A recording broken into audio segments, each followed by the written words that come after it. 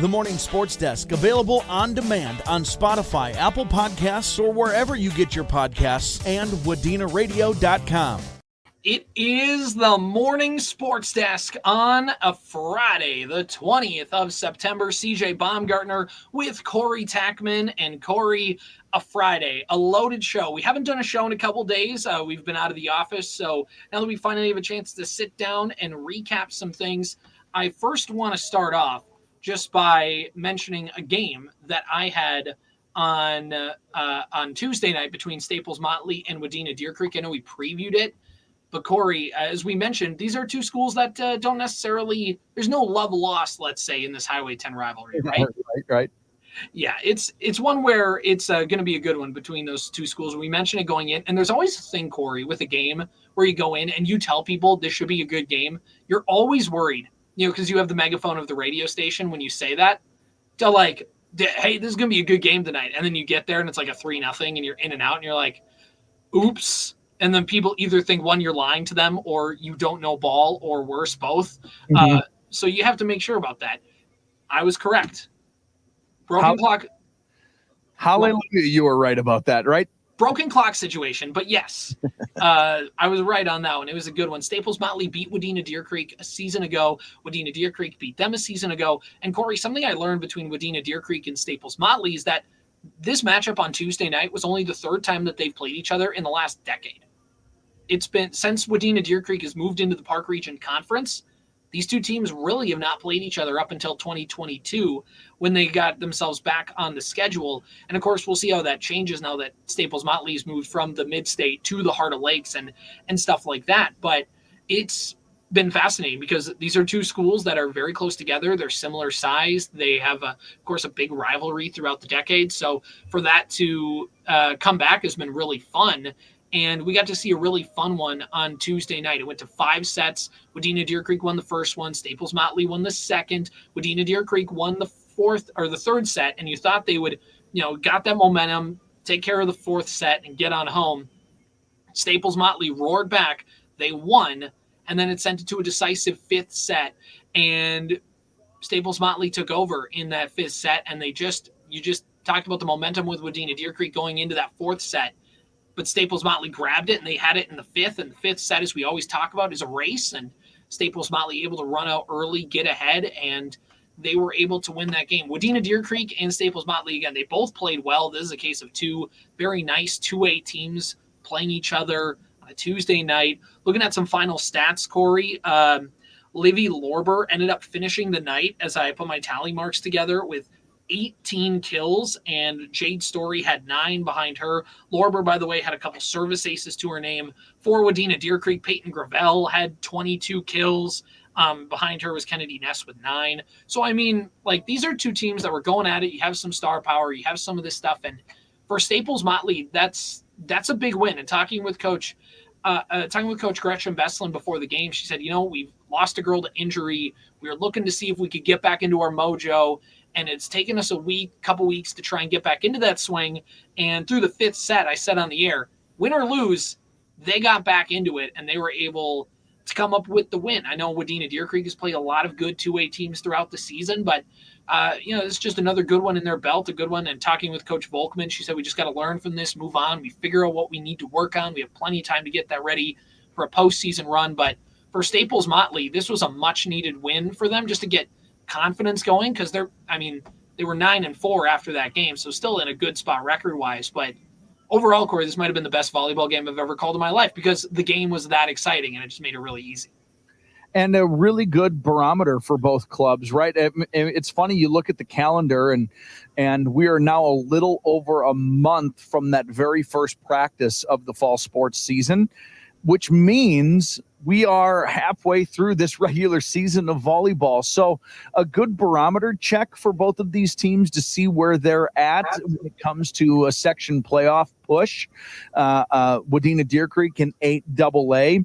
And, next week they play a big one against Holly, which as of right now, I think is the top seed in that 8AA bracket, at least in that half of the subsection.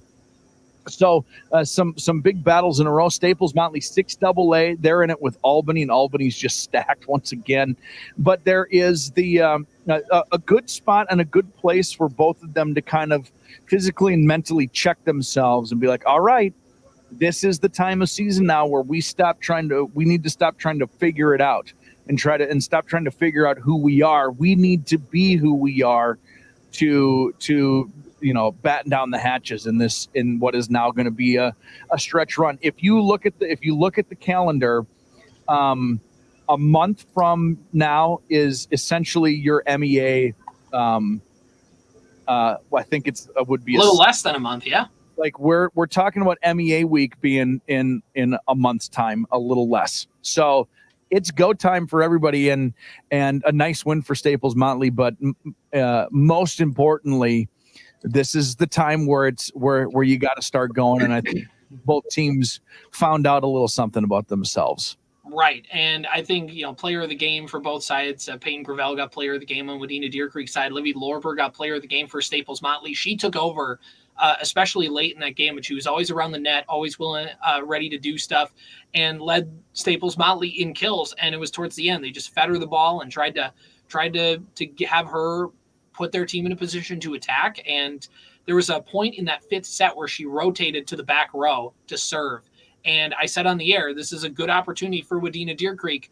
If they want to make their move, this is probably the time. And Staples-Motley was able to hold them off, keep it close. I can't remember what exactly the score was by the time she got back to the front row, but once she got there, Staples-Motley took over and was able to win the set. So, and win the match. So overall, she played a really, really nice game for Coach Bestland and company. So it's a fun rivalry. It's fun to have this back for these two schools. I don't know what the schedule looks like in the coming years, but hopefully this is one that we can continue seeing, because it's been some really fun volleyball when these two teams go at it. Corey, you had a volleyball game last night in the Park Region Conference. Will give us your take. CJ, unfortunately, the match I saw last night was not nearly as exciting as the one you saw on Tuesday night. Park Region Conference matchup in Verndale. The Pirates hosted New York Mills.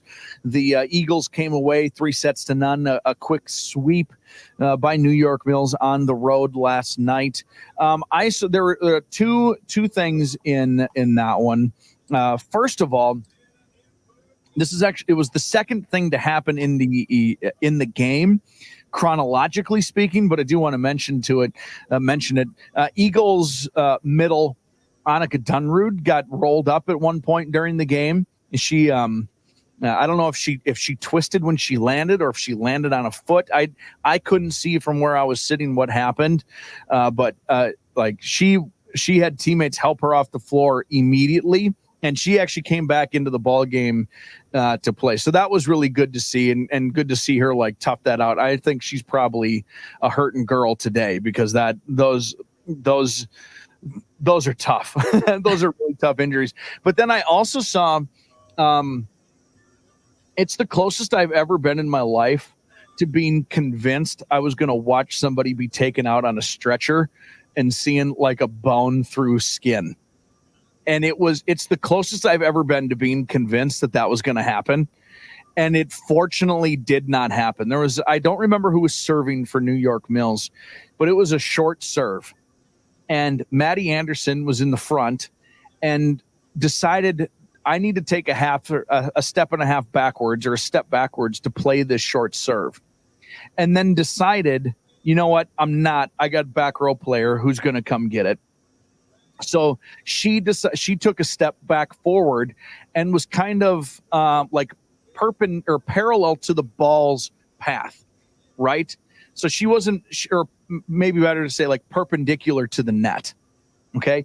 The back row player was Peyton Allen, and Peyton came running in like a toddler sprinting down the hill. There was nothing that was going to stop her until the earth stopped her. It was a full Superman dive to get this ball. And she did. And in the process, put a shoulder right into the side of her teammate, Maddie Anderson's knee.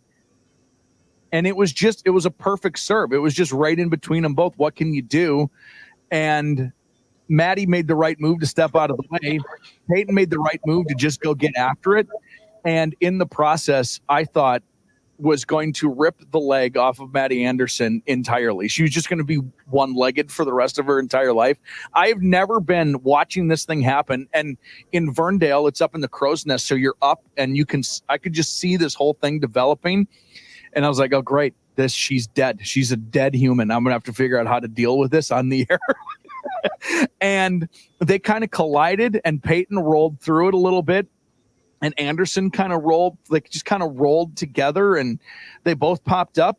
Coach Johnson for the Pirates was over, because it was scary. And Maddie just gave a thumbs up, and life went on. And I've never been more grateful in my life for a non-injury than that injury, because her legs would have been twisted up like a pretzel.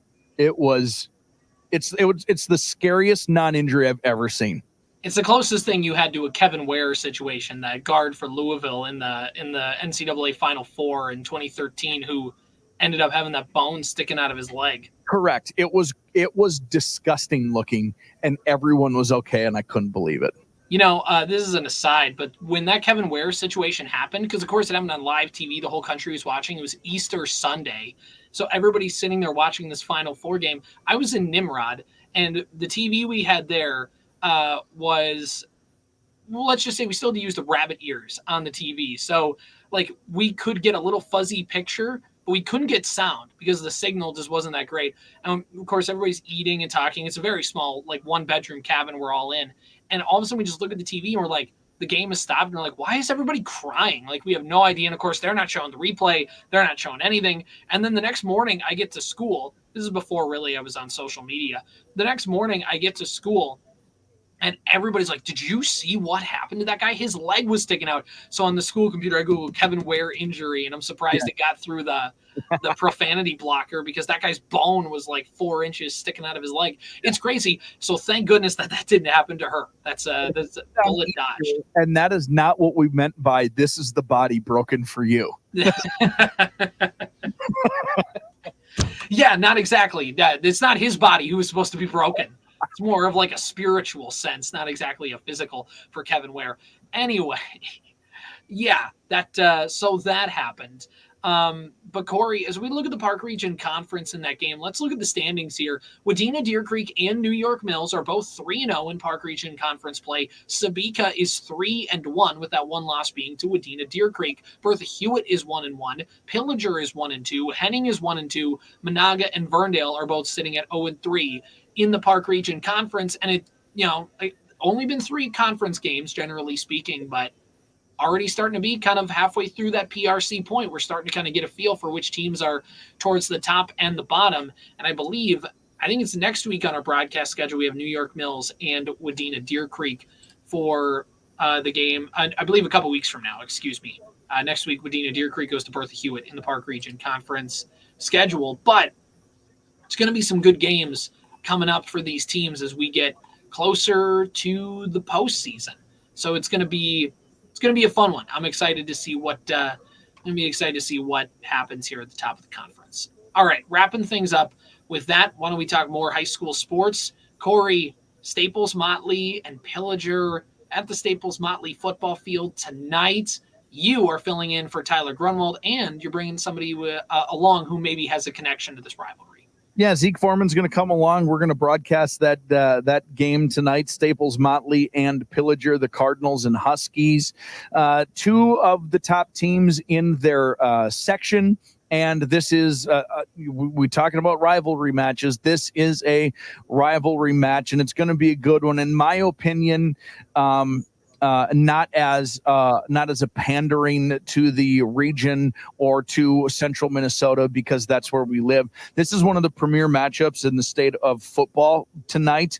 Neither of these teams are ranked, but I promise you, whoever wins this one is going to be a top 10 team next week in next week's ranking. Staples-Motley 3-0. Pillager 3-0. Cardinals, the home team on the year, beat Prairie 47-7. Breckenridge 35-6, and Walker Hackensack Akeley 40-0. Pillager undefeated beat Osakis 18-16. Wadena Deer Creek 48-0, and Breckenridge 27-19. Staples-Motley, CJ, is averaging 40.7 points per game. Pillager 31 points per game. The Cardinals have only allowed, on average, 4.3 points per game, and the Huskies 11.7 points per game. This is for bragging rights now, not only within the district, but within the section as well. For Pillager on the road in tonight's matchup, they've already beaten Osakis, who is the defending section champions and the other good team in this small 5-team section. So this is bragging rights on the line fully and for surely, and a stranglehold on that section if they can go on the road and get a win at Staples-Motley tonight. For the Cardinals, this is their chance to prove to everybody, because their level of competition hasn't been as deep as what Pillager's had. And Pillager's had just the one matchup against Osakis. But for Staples-Motley, this is the game on the schedule. The Classic, it's been circled since the beginning of the year. Let's take care of business, and let's get ready for that Week 4 matchup against the Pillager Huskies. Tonight's matchup will show if the Cardinals are here for real and can be scary come section playoff time.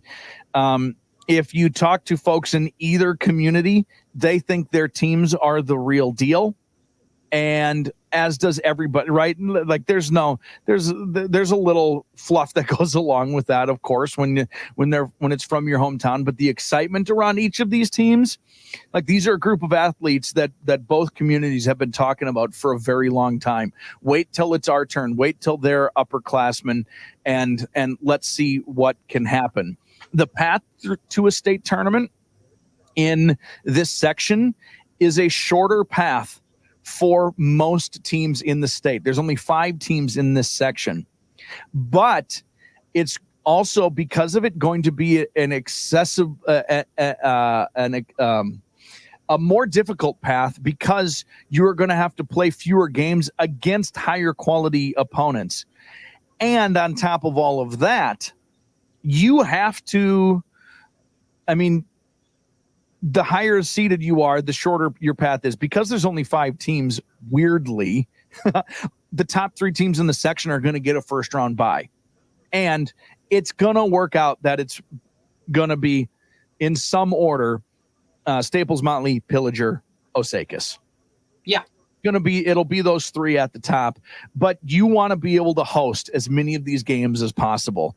So I just cannot wait. I think this is one of the premier games in the state, and excited, by the way, for Tyler, who's getting inducted into his high school's Hall of Fame, his football. Yeah, congrats to him.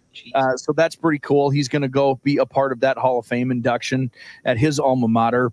I feel a little sorry for him that all the time he's put into covering Staples-Motley football for us on the Fan, that he's going to miss tonight's matchup. Oh, I know for a fact. He's told me he's kicking himself he can't be there for this game. He's very honored to get that, but he wishes it was any other night than this one. I'm also not sorry that he's gone, because I get to do this game. And we're just stoked for this one. 6:40 pregame, 7 o'clock kickoff on AM 1430 and 98.5 FM, KNSP, The Fan. The Fan. And there's something else you mentioned in here, Corey, is the fact of whichever team gets the 1 seed doesn't just get that first round bye, but also, again, it's a section where everybody kind of coming in looks at these top 3 teams in the section to all have equally a right to compete for the section title. But if you're in that 2-3 matchup, those, like, you're going to have to, you have 1 playoff game and you have all week to prepare for a team that's equally as good as you, where if you get that 1 seed, I'm not saying it's a gimme. Like, that's not what I'm saying. But your path is much easier to get to the Fargo Dome. You know what I mean? Like, you don't have to. And that's the thing about Osakis last year. They're a good team. They took care of business against Wadena Deer Creek. They got to the Fargo Dome, whereas Staples-Motley had to get in a grinder match with Pillager, and the Cardinals won, and they got to the Fargo Dome, and that was great for them. And they were very happy with how that season turned out. But they had to go through an emotional win to get there, and you just maybe run out of gas a little bit by the time you get to the Fargo Dome. So for whichever team wins to be in the driver's seat for the 1 seed in this section, and if Pillager wins this game, there's a very good chance that they just get it. They have wins over Staples-Motley and Osakis. As long as they take care of business, it's theirs. Staples-Motley, generally speaking, yes, as well. But I mean, just to have that, to be that 1 seed and to not have to, if you're Pillager, you might have to play Osakis again. And you felt like you played well, but oh man, like we got it. Thank goodness we got that out of the way. Now you'd have to play him again with Fargo Dome implications on the line. Or, you get into a close match with Staples-Motley or whatever. There's a whole way this can shake out, but that 2-3 game is going to be a dogfight come section playoff time. And if you can avoid that and be in the 1 seed, it just makes your path to the Fargo Dome so much easier. Or make sure you're the home team in it. Pillager and Staples-Motley in the state in 2A are both ranked 13 coming into tonight's matchup. If you were to look at the Section 6 AA standings, as based off QRF, that is via the Minnesota Scores feed app. Okay. So sure. I don't know that's not based off QRF. Probably not. It's probably a coach's poll, I guess. But Pillager right now in Section 6 AA would be the number 1 seed according to these standings. Staples-Motley number 2, Osakis number 3. And then Wadena, Deer Creek, and Monaga 4 and 5. So that's how the rankings and standings at the midway point of the season, leading into the halfway point of the season in tonight's game. Yeah, looking at MinnesotaScores.net on the QRF, if you look at Staples-Motley, currently they are ranked 18th out of 55 in Class 2A. Pillager ranked 16th. So, I mean, I think everybody kind of has – they're both top 16 teams in Class 2A, and it's a very tough Class 2A in football. So it's going to be a good one. It's going to be a fun one. I'm jealous that you guys are getting that call tonight because it's going to be a fun one. So go listen to that over on The Fan.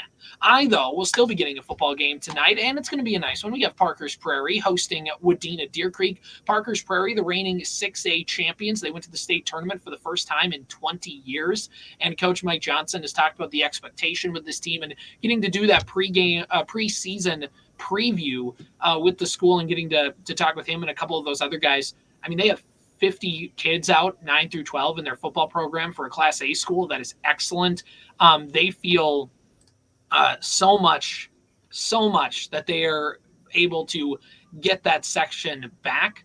And for Wadena Deer Creek, they came off their first win of the season against Pine River Bacchus. They're going to build some momentum. Their offense has gotten better each and every week, and this is going to be another test for them. They had KMS at the beginning of the season.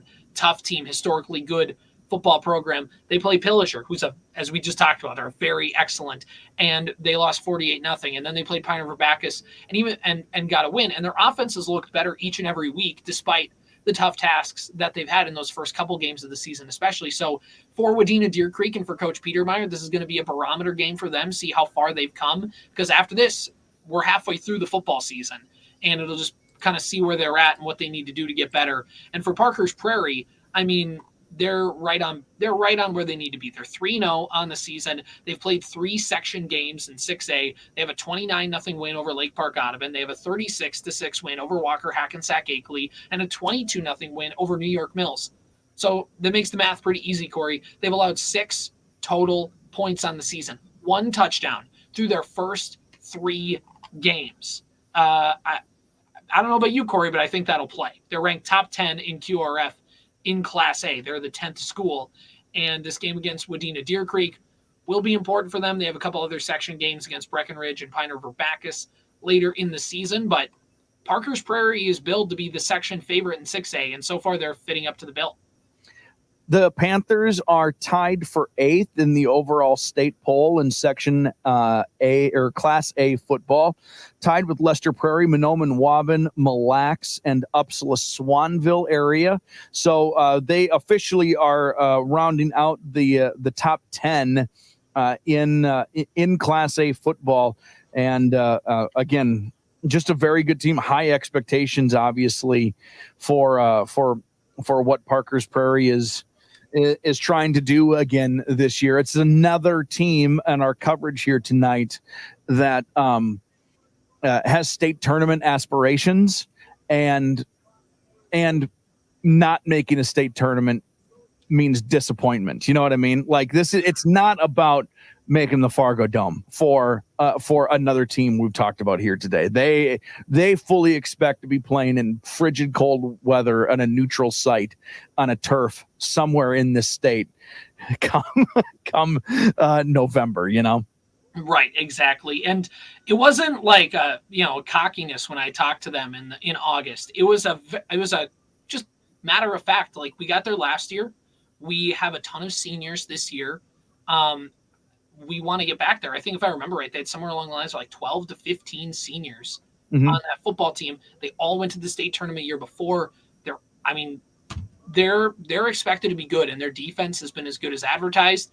And this will be a test for Wadena Deer Creek's offense that is still trying to find themselves and to figure out what they can do. I know Drew Lawrence had 100-plus rushing yards on the ground as quarterback for Wadena Deer Creek. He had a rushing touchdown, also had a passing touchdown to Jason Rudrud. So there's some things that Wadena Deer Creek has done well, but this Pillager might have been their toughest test of the season, and right up there with them is going to be Parker's Prairie Nights. This should be a good one. 6:40 pregame, 7 o'clock kickoff on the Superstation, K106, 105.9 FM. Also streaming online at WDenaRadio.com or the Superstation, K106 mobile app. All right, Corey, we went long because there's a lot of great high school sports stuff we need to talk about. I do want to wrap up today's show by just talking about a couple state sport things. First of all, Corey, who hates Iowa? We hate Iowa. Big All right. 118th meeting of Gophers and Hawkeyes football. Yeah, it's going to be, I want to say it's going to be a good one, but look, that game, I don't know what the over-under is. I don't care to research it. I know the Gophers are 3-point favorites at home. Iowa football is great defense, bad offense. Brosmer has gotten some initial good responses from quarterback for the Gophers. So that, I think, is what gives them the edge, is the Gophers probably have better quarterback play. Gophers obviously have good running backs and a nice offensive line. So I think if they view the defenses as similar, even giving Iowa the slight edge, they feel like the Gophers offensively will have just enough to win because, as always, Iowa is just a flat-out nothing on offense. It's at home, but, of course, the Gophers beat Iowa to reclaim the Floyd of Rosedale for the first time in nearly 10 years. And all it took was 2 quarterbacks for Iowa going out and Iowa to whine for the next 12 months about a fair catch call, which, by the way, totally a fair catch call, right? Like, I don't know what they've been complaining about the last year. Yeah, I've got nothing to say. I have nothing good to say about that school. Yeah, nothing good to say about the toilet of Minnesota. I was talking about Iowa. Iowa deserves whatever happened to them and that stupid pig. It's where it belongs. That's what I'm saying. Iowa's Minnesota's toilet because all the water flows down into them. They sit right on top of them. Whoosh. Anyway, Gophers on that one. Hey, my Bemidji State Beavers playing USF, so let's go with that one. Sioux Falls beat St. Thomas earlier in the season, who is now FCS, in the Pioneer. So we'll see how that one goes. Looking at the football game tonight, or on Sunday afternoon between the Vikings. Hold on. Do you think the Gophers are going to win? Do you think the Gophers are going to beat Iowa? Yeah, why not? I'll give it to them. I don't think it's going to be pretty, but I think they'll win. But I don't think I'm not as confident in picking the Gophers, but sure, why not? I'll go with them. They're the home team. It's a primetime football game, and I have no idea why the Big Ten and NBC thought Iowa, Minnesota was going to be an exciting product to put on primetime. That game's going to suck. It's going to be real. It's going to be like a weird, we're talking about a scoregami game here potentially. Like, it's going to be just something like, it's going to be 4-6. 2 safeties and 2 field goals. Yeah, like, how did you get a 16-15 final score? But this game will figure out how to get there. And I don't know. I just don't think it's going to be. I don't think it's going to be a very good game. I don't.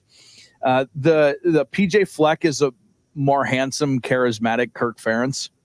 Like, that's pretty much. And unless his teams are less good than Kirk Ferentz's teams. Right. He's like the used car salesman version of Kirk Ferentz a little bit. I like PJ Fleck. Like, some of the stuff that he said seemed used car salesman-y. It's not that, like, it seems pretty sincere. I've learned that the stuff he's saying is sincere. He means it. His players love it. I was wrong about that part of him. That part of him. The jury that's still out is in-game decision making. Well, and just winning games, just winning football games. I don't even like getting to the point of being nitpicky is not it's Kirk Ferentz has routinely been able to get better football players and put up better teams than PJ Fleck has in their tenure. And they essentially are playing the same kind of football. Mm-hmm. Iowa's better at playing this kind of football than Minnesota is. Right. I've been wrong in every pick I got, and I hope I'm wrong again. But I don't. The Gophers aren't winning this game unless unless they find a way to open up this passing game a little bit. You don't have to run. You don't have to pass 50 times a game. But could we get 17 to 20 throws?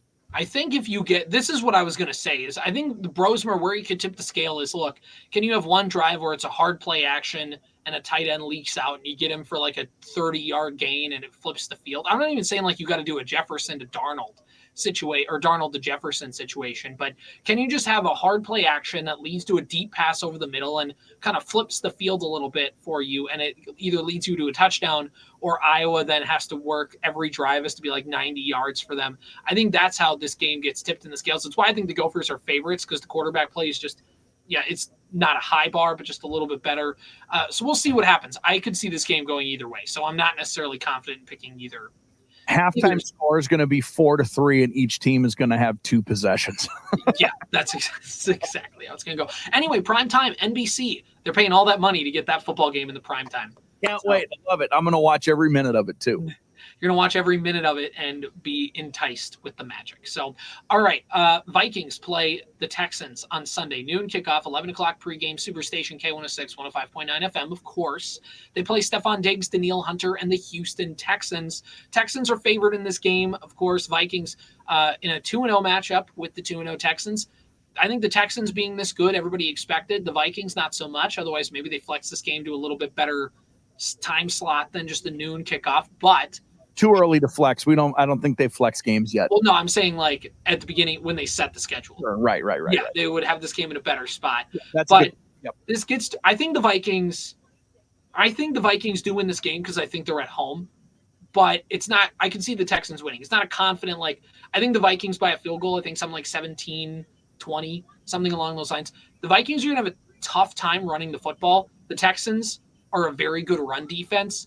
And not that that's going to dissuade the Vikings, I think they know that going in, but it's, is Kevin O'Connell going to hit the pass button a little bit too much and lead Darnold to throw an interception or two, and that could put because the Texans DBs can get after it, and that would potentially set you back. And I think that's overall my big view on the game as a whole. Corey, I want your thoughts on the game, and then I have a Stefon Diggs related diatribe, but I want to get your thoughts on the game first. I think that Houston probably hasn't played up to their potential of what everyone thought they were going to be through the first 2 games of the season, and they're still 2-0.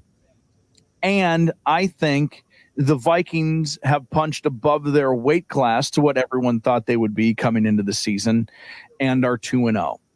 So when you frame the game that way, when you frame the matchup that way, Houston is the better team than the Vikings. Now, the Vikings obviously beat a San Francisco club a week earlier, and a lot of quirky things about that San Francisco game above and beyond the final score, like their guys not playing all preseason. They're coming off a Monday night game. It's a short week. It's CMC being hurt and now being put on the IR. Like, there were a lot of things that were working in the Vikings' favor in the early season. And by the way, if you're going to play San Francisco, you want to play them early. The hope is that if you're going to play Houston, you want to be able to play them early because they are not yet having performed up to their expectations for this season. I actually, this is the first time this season, it's only been 2 weeks, where I have no read on the outcome of this game. I actually don't know what to think. I really do believe that the Vikings can win this game, especially because it's at home. And I really do believe that Houston can waltz in here and just kick the doors off of US Bank Stadium, and it could turn ugly. This is the strong opinion I do have about this matchup. I think watching the defenses in this game is going to be an absolute football slaughterhouse. It's going to be the most fun thing to watch in this matchup, is watching these two defenses go against each other, because they are so fast and aggressive all over the field. You talked about Houston's run defense. Well, they have Danielle Hunter, who, I don't know if you know, there's a pretty decent pass rusher. The Vikings have showed that they can get to the quarterback, and they'll do it from any which angle and formation and look that you've never seen before in your entire life. I don't understand any of that stuff. And even I look up on the screen and I think, what the hell is this? I don't understand any of what this even looks like, let alone who's going to be coming and who's going to be going. There is a real opportunity that this game is weirdly low scoring, and it's going to come down to the Vikings now in 20 games, in their past 20 games, turn the ball over a little too much for my liking. And if you give Houston the opportunity, an extra opportunity, they are good. And a lot of people have them in the Super Bowl. They are going to score when you turn the ball over. So can we not fumble it? Can we not throw it into their hands? They can be right in the mix. If they give one free possession to Houston in this one, it's over. That's what I feel strongly about. Well, what is it? The Vikings only have 2 losses in the Kevin O'Connell era, if that, maybe 1 loss. Maybe they're undefeated when they've won or at least been tied in the turnover battle. So that's the thing with every coach, but especially with the Vikings. Yeah, if Darnold throws 2 interceptions and Jones fumbles once, or Ham fumbles, or Jefferson, or whoever, you're done. You're toast, because the Texans are going to make you pay for that. And so it's an important stat, because if you win the turnover battle, you're going to win. But it also says if you don't win the turnover battle, bad teams will beat you. Right. That was last season. The Vikings got beat by bad football teams because they couldn't stop turning the ball over.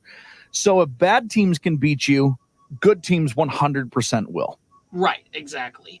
All right, Stefon Diggs makes his first appearance back to US Bank Stadium since being a member of the Minnesota Vikings. The Vikings played him a couple of years ago in 2022 when they faced the Bills. And Jefferson, of course, had the great catch, and Josh Allen fumbled the ball on the QB sneak. Almost an unbelievable Stefon Diggs catch. Right? Remember, that was almost like 2 of the best catches you've ever seen in your life on back-to-back possessions. And did Diggs catch that, or did they rule that incomplete? I can't remember now. I can't remember, but all I know is, both wide receivers played extremely well. And I saw this tweet earlier in the week, and it's, will Stefon Diggs be booed at US Bank Stadium? And probably, I think so.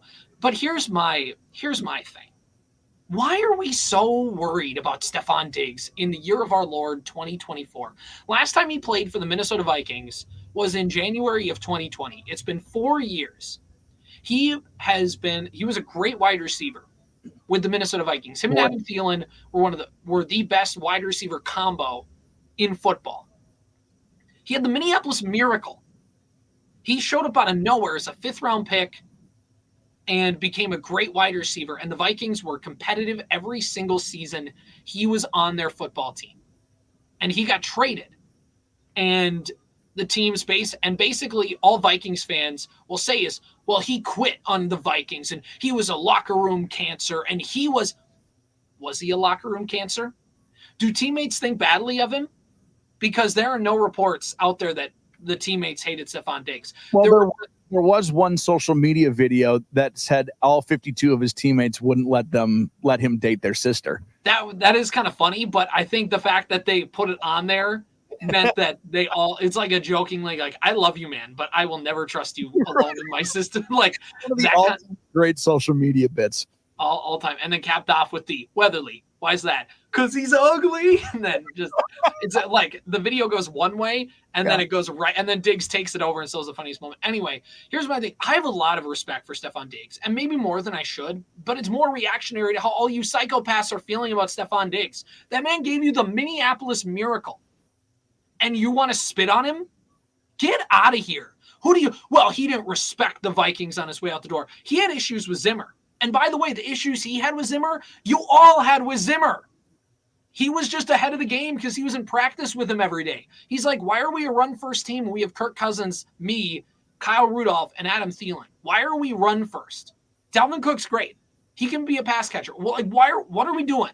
I fundamentally disagree with how this football team is being run. And yes, he did throw a hissy fit after that Bears game and had the truth to all rumors. And yeah, he did. It was 1 week in the middle of the season. And you know what the Vikings did after that game? They went like 5-1 in the next stretch, and they became a playoff team, thanks to Stefon Diggs. And he got there was totally a conversation with him and Spielman and Zimmer, and it's like, we'll trade you after the season, but be a good soldier this season. And he did. There was no reports of friction in the locker room the rest of the season because he understood the assignment.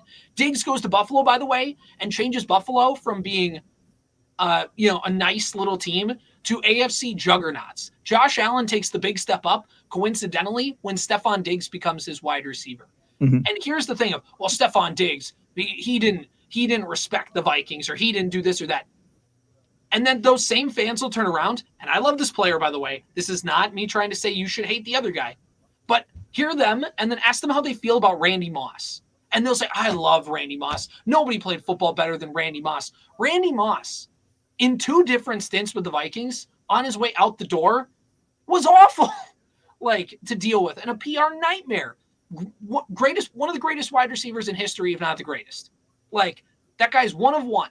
I love Randy Moss, but pretend that Randy Moss, we're treating Stefon Diggs way worse than we've ever treated Randy Moss.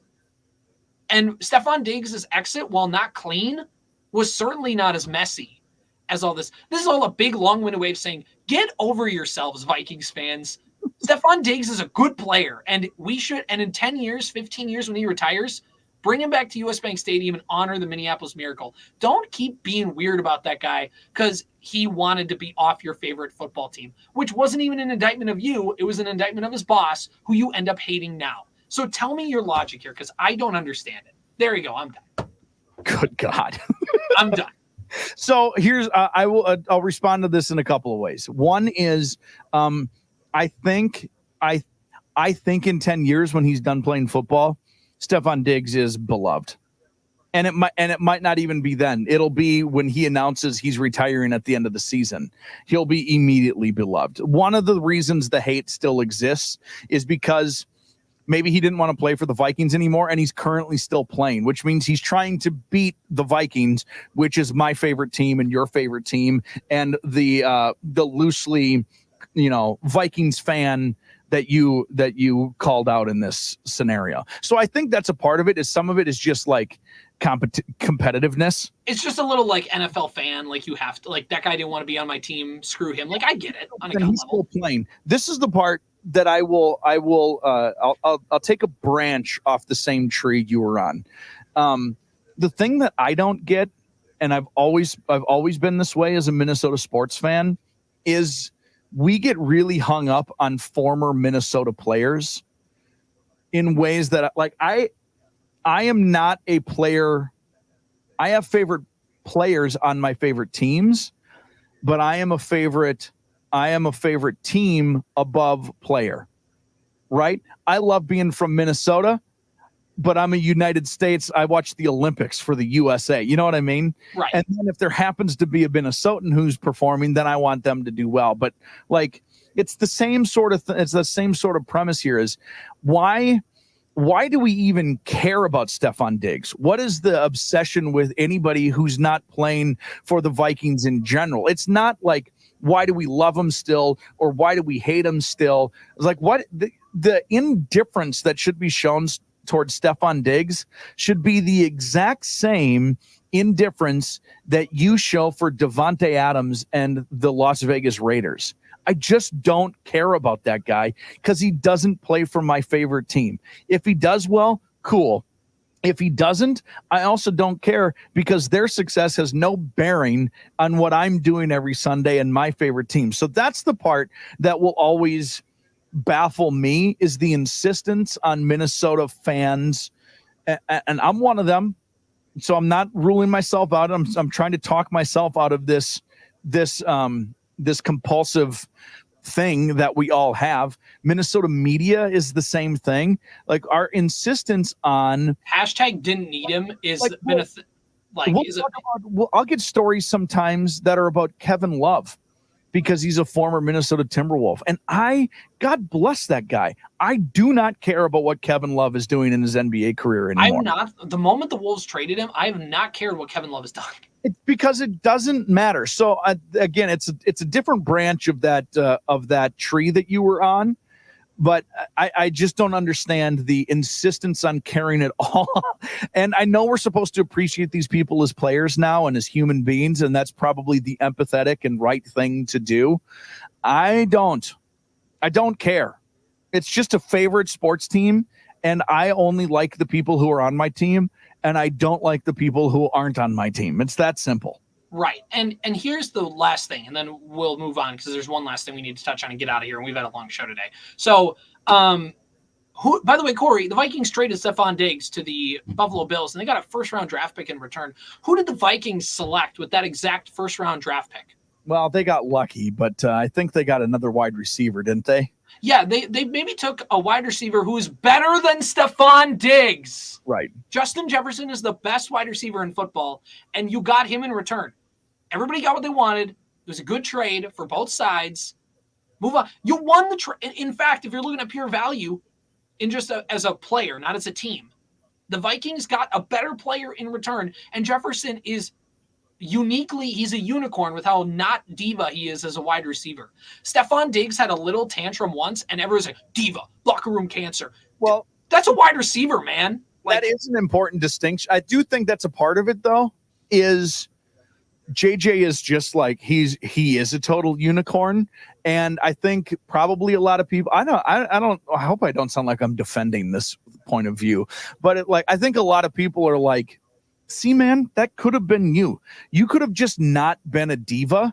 Well, and I think too it explains to a lot of Minnesotan, because again, it's a lot of Minnesotans are very, and this it's a German, put your head down and just do your work and don't complain. Right, exactly. Guy complains and it's like, oh, I'd love to be making millions of dollars to play a sport. I don't disagree with that line of logic. I understand where you're coming from that, but it's like you got to understand the 30,000 foot view of the NFL. In hindsight, it turns out Stefon Diggs was right. Right. Think about how we all feel about Mike Zimmer now. He was just the first one to do it. By the way, when Mike Zimmer's dead, we're going to think highly of Mike Zimmer too, because his tenure was a good one. It ended in an earthquake, but his tenure was a good one. When Stefon Diggs is done, it's going to be the most Minnesota thing ever, but they're going to build a statue of Stefon Diggs holding the football over the goal line. Right. As he's running into the end zone. Or him jumping up and the guys below him taking each other out. Stefon Diggs is getting a statue. That's the most important play in Minnesota sports history, in Minnesota Vikings history. Name one more important than that. There's not. That's the most iconic play in Viking sports history, other than, was it Jim Marshall who ran the wrong way on the interception? Yeah, that's infamous, not famous. But outside of Kirby Puckett's Game 6 heroics, name a better, there's not many Minnesota sports moments in general better than that. And we'll see it tomorrow night, and it's a Minneapolis miracle. Those are the two greatest calls in Minnesota sports history. Stefon Diggs, if they still building statues in 20 years, is getting one. He's going into the Ring of Fame. We'll feel better about it.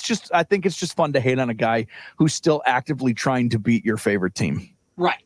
Yeah. No, I understand some of the fairness, but I think there's some people who take it to an extreme where it's all right, you need to get over it. You need to get over yourself. And maybe I do too, because we've been talking about this for a long time. But also it's funny. Let's just give a little insight on who we are as people.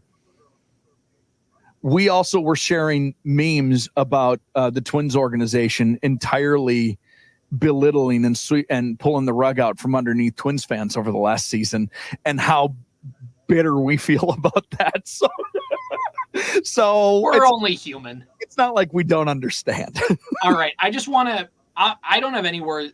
Do you think the Vikings are going to win? You got it. Are they 3? Yeah. I think they'll win 2017. Oh, okay. Nice. All right. And then you said they're going to lose. So I think a loss. I've been wrong all season. Wait, I got the Giants game right. Yeah, we got that one right. All right, here's a check on the wild card standings, and we'll get out of here. Detroit and the Twins are tied with a record of 80 and 73 going into games this weekend. 2 games ahead of them are the Kansas City Royals. 5 games ahead of them are the Baltimore Orioles in the wild card chase. Cleveland has clinched a postseason spot. They're going to clinch the Central. It's only a matter. I think they've already clinched the American League Central at this point. Mm-hmm. So that's taken care of. The only thing they can get is a wild card spot now. The Twins technically have a 1-game lead on the Tigers, even though they're tied because they own the tiebreaker. So the Twins right now, if the season ended today, would still be in a playoff spot. Despite that, Detroit has swept the Kansas City Royals and has pulled themselves within this spot of the Twins. If you look at FanGraphs playoff odds, the Twins have a 62.9% chance to make the postseason, and like a week ago was 80%. So it's shifted a little. Detroit has moved up to a 41.9% chance to make the postseason. The Mariners have a 4.9% chance. The Red Sox have like a 0.7% chance. So it's basically really just down to the Twins and Tigers and Royals kind of fighting for those final playoff positions. The Twins, all 3 games, Corey, they could have won every single game that they played against the Guardians. But thanks to 3 different bullpen meltdowns, and albeit an offense that was very hot and cold, they lose 3 out of 4 in embarrassing fashion against Cleveland, all on the road. They play Boston this weekend. I'm going to give you a quick second and just what are your thoughts? And do the Twins end up making the playoffs, or is it pretty much like just see you in 2025? 9 games left in the regular season for the Twins. Yep. 9 games left in the regular season for the Tigers. Very quickly, important in all of this, Detroit at Baltimore for a 3-game weekend series starting tonight. Then they host the Rays for 3 games, Tuesday, Wednesday, Thursday next week, and they wrap up the season at home versus the White Sox. So that is how they close the season out.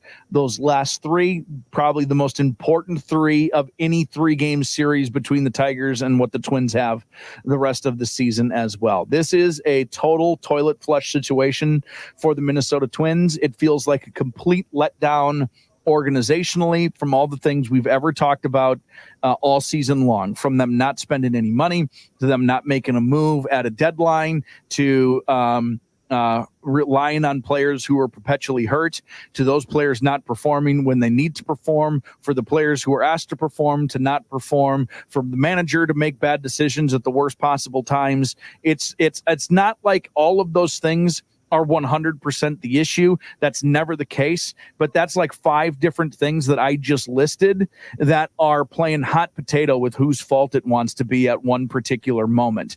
It is a complete organizational shutdown from the All-Star break forward, and even more importantly, to be fair, from the last 5 weeks. Like you can even remove probably like the first month after the All-Star break, even though it was, they wasn't. I'll pinpoint you the spot. The Twins on August 18th, it was a Sunday afternoon game in Texas. They were about to 4-game sweep the Rangers, and they were up 4-0, 5-0 in the 7th inning. Jorge Alcala comes in, blows the lead. Twins lose the game in extras. And since then, they've been only the Angels and the White Sox have been worse than them. It's a total letdown, completely and utterly, and that is with 9 games left, and they could make it easily. As a matter of fact, we were joking earlier before we started, it could turn out that the Twins make it, and Twins in Detroit makes it, and Kansas City is out. Like, it can turn that quickly in baseball and in sports in general, that in 10 days, we're talking about this not even being an issue. But as of right now, this is a complete and utter and total letdown, and it's super disappointing. So looking at the Twins' remaining schedule, we'll wrap up with this. They play Boston for 3 games on the road. Boston has not been playing well, and they're pretty much out of it. Like, they could still technically, they're not eliminated officially, but their shot is pretty best case scenario for Boston is they get to play the Twins for 3 in a row. Right. But they've also running on fumes. So that's the other thing. Like, Boston's bullpen has been just as bad as the Twins has. So a lot of late inning runs will be scored in this series, presumably. Then they host the Miami Marlins for 3 games after an off day. So you get a chance to rest the bullpen. And then you play Baltimore for 3, and Baltimore will officially be locked into that number 1 wild card spot. So they probably will be resting guys and getting their pitching staff ready for the playoff series, which means that you have an opportunity in these 9 games to go 5-4. And I think if you go 5-4 in that stretch, you get to 85 wins. I think that gets you in. I think that I mean, that's the generic number you talk about at the beginning of the season, right? Right. Magic number is 85 wins.